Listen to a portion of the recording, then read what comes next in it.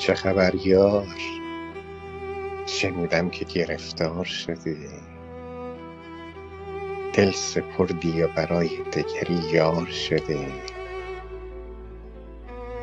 بعد دل کندنت از من دلت آرام گرفت؟ خوب شد زندگیت یا که بدهکار شدی؟ بی تو اینجا خبری نیست به جز قصه و درد.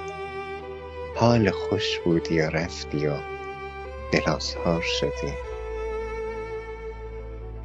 بودنت پنجره باز به رویاها بود، ناگهان پنجره را بستی و دیوار شدی.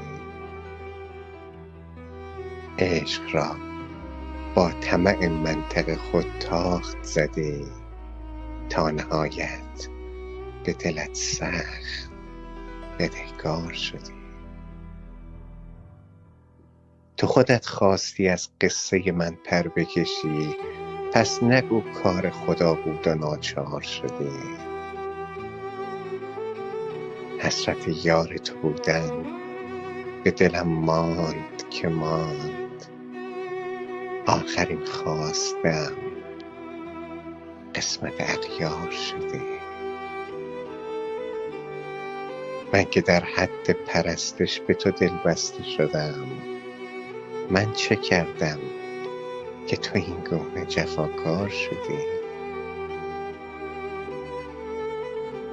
پشت کردی به من این ناز غزال غزلم، شیر را پس زدی و طعمه کفتار شدی.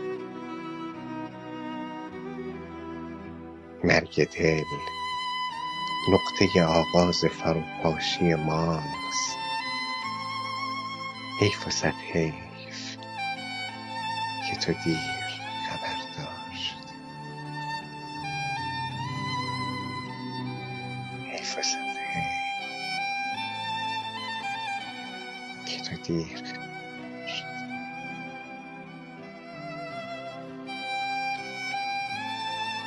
چه خبر یار؟